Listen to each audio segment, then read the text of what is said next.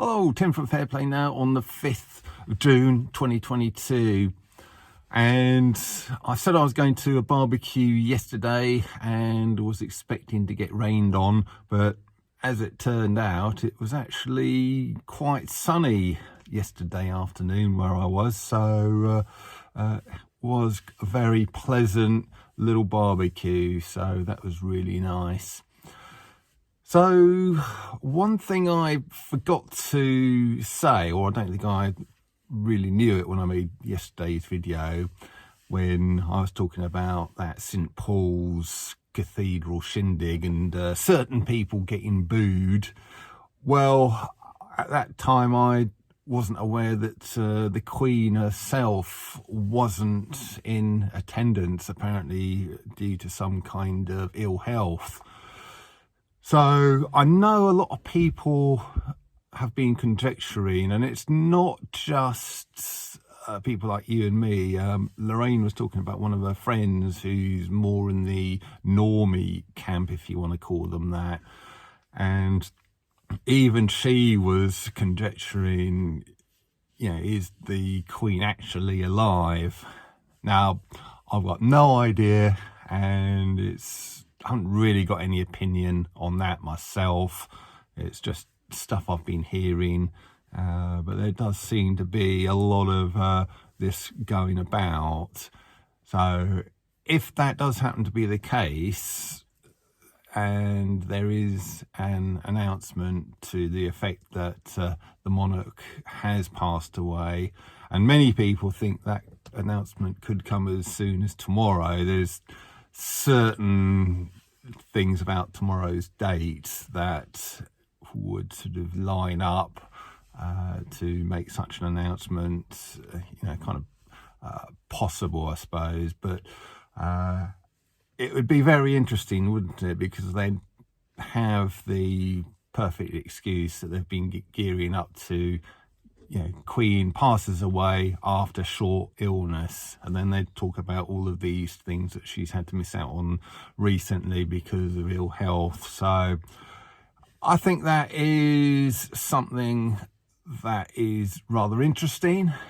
And is it a case that the powers that shouldn't be are gearing up the nation's psyche to expect an announcement like that in the near or nearish future?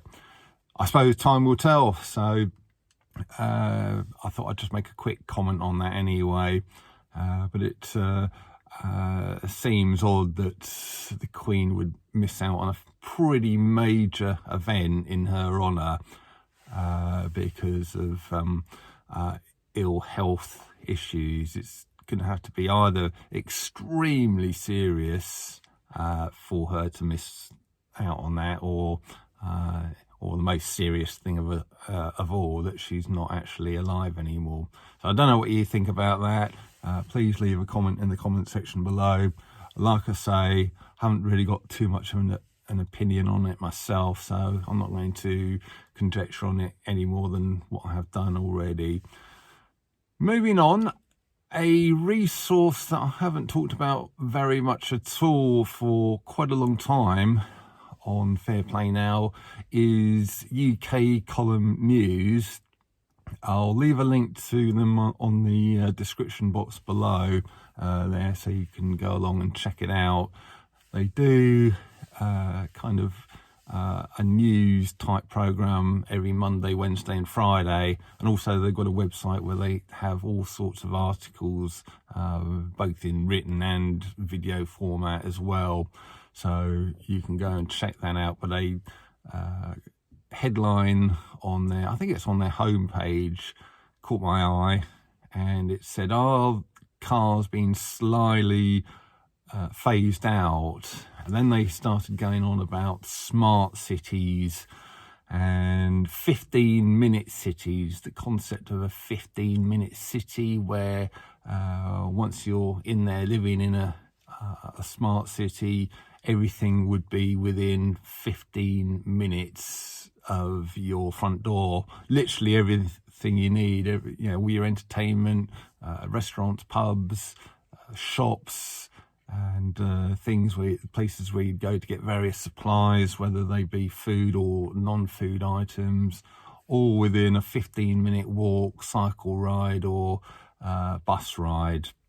So that concept is something that the powers that shouldn't be want, which in itself should suggest to you that that is something that you most certainly wouldn't want. Of course, it's wrapped up and sold as convenience. Oh, just imagine, everything within 15 minutes of your front door. No more having to travel miles and miles and miles in your car, polluting the atmosphere. Just live very, very close to everything. You'll be doing your bit for the environment, and it will be really convenient for you. That all kind of ties into what I was again talking about yesterday, cashless society, and this desire for them to phase out cash as well. Again, that's sold to us on convenience. Oh yeah, you never have to fiddle around with dirty old money anymore, sort of always worrying about whether you've got enough change in your pocket to pay for things. No, just get that card out and go deep, and it's all done. Quick and easy and convenient, isn't it? Well, that is how it's sold to us, but the deeper, darker secret to it all is it's also a fantastic way for them to control us, because once cash is gone and everything is paid for digitally, well, they can stop you getting access to your money. They can restrict you what you spend your money on.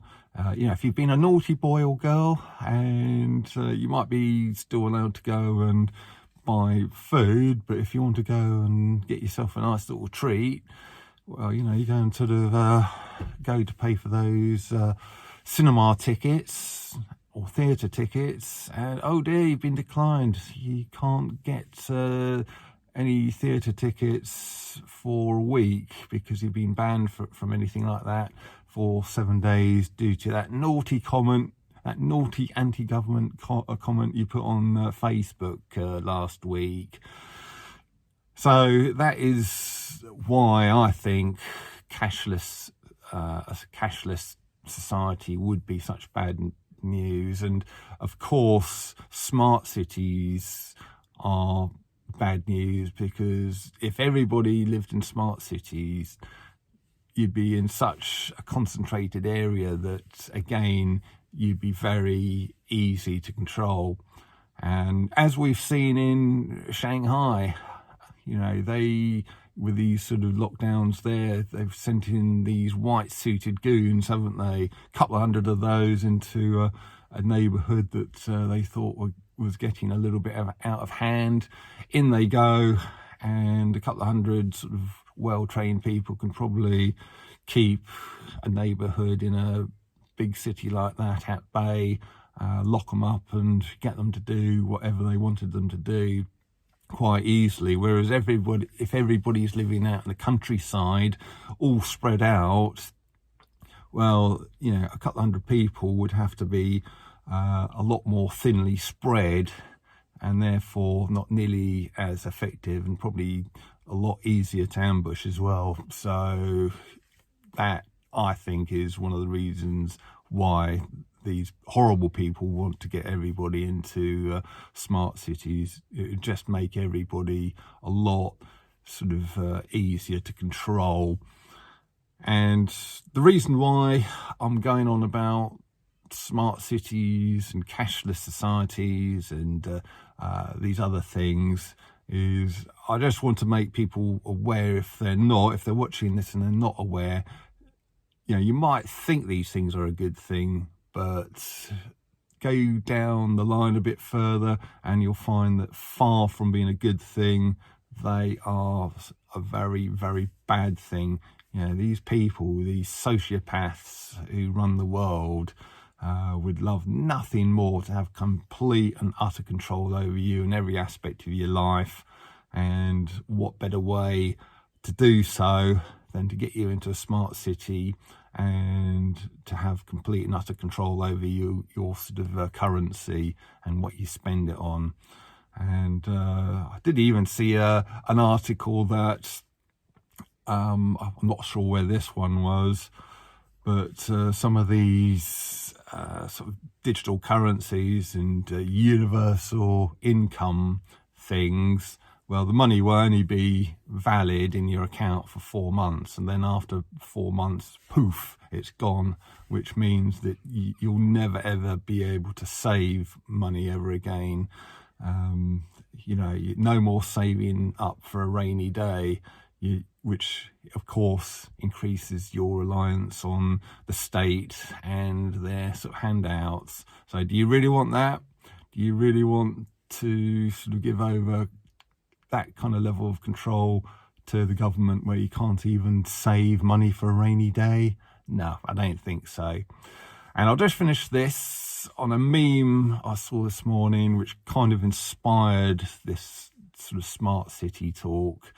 And how did it go? It's something along the lines of, and I'm paraphrasing here, they tell you it's a smart city because if they told you it was a concentration camp, you might not actually want to go and live there. And I think that sums it up, really.